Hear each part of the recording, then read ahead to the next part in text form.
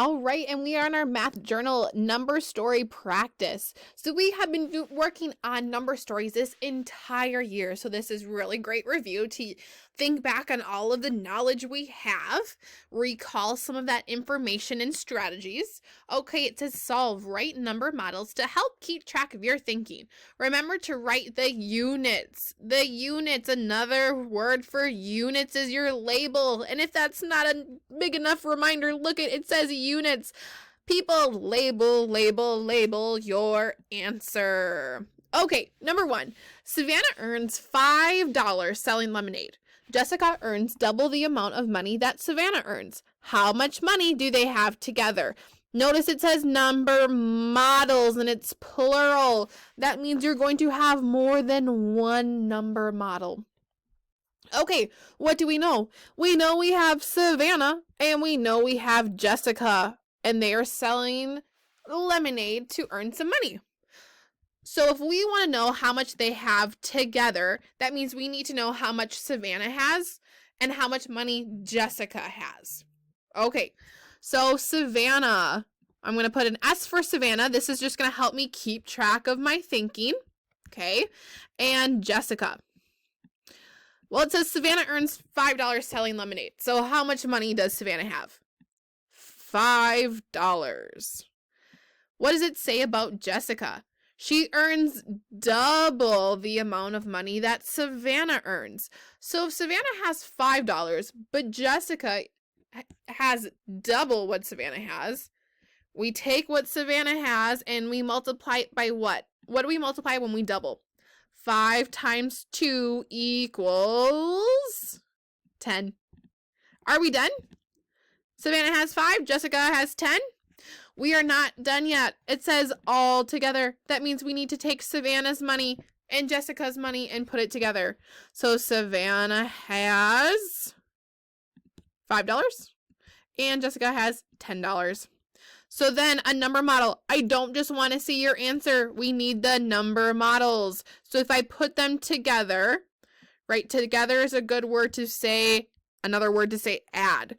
So we take Savannah's and we add Jessica's. 5 plus 10 equals 15. So now I write my answer and look at it, reminds me units, label your answer. So we have $15. Dollar sign goes to the left of our number.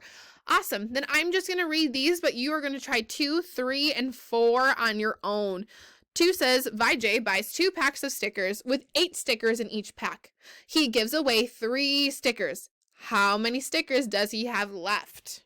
Okay, if you need to take out a separate sheet of paper to write pictures or you're thinking out on it, that is a really great idea.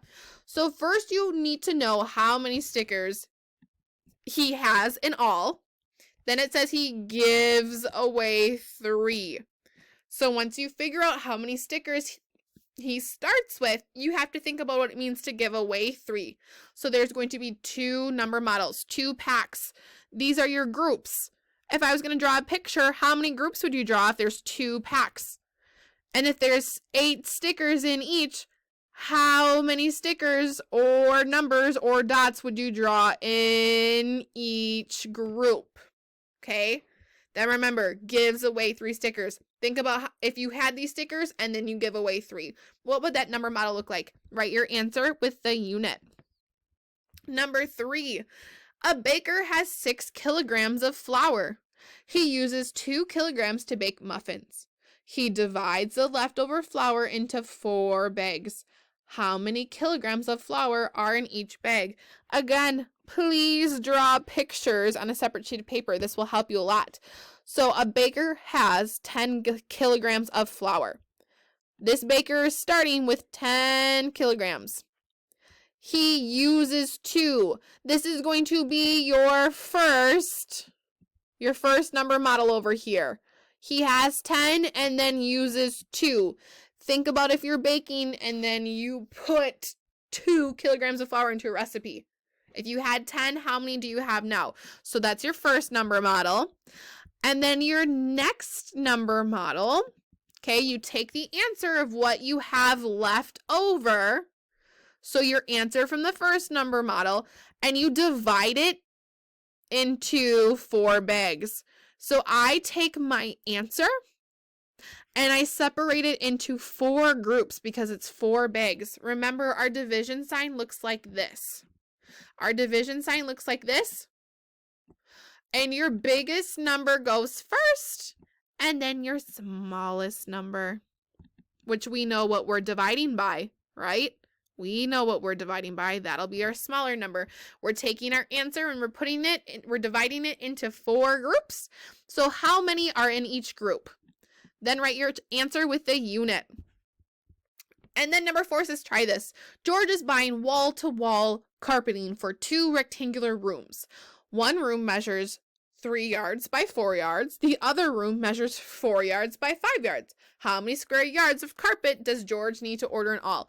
So imagine you have this room and then you have this room. Okay, we're saying 3 yards and 4 yards for the small one.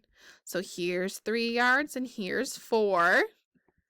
And the next one is 4 yards and 5 yards. 4 yards and 5 yards for the second room. First, second. Okay, and what is it having us find?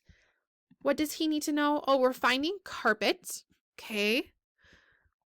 How many square yards? Remember, when we find the area of an object or area inside of a shape, those are the squares that cover the inside. So think of what your area is going to be for these 2 shapes. Okay, 2 shapes, 2 number models. Then your third number model, you're going to have 3 number models for this.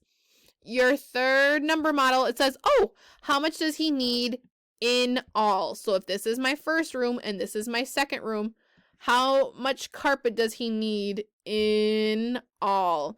All right, once you are done with this, you may send a picture or write on this and send it right to your teacher. Okay, then we have math boxes to do.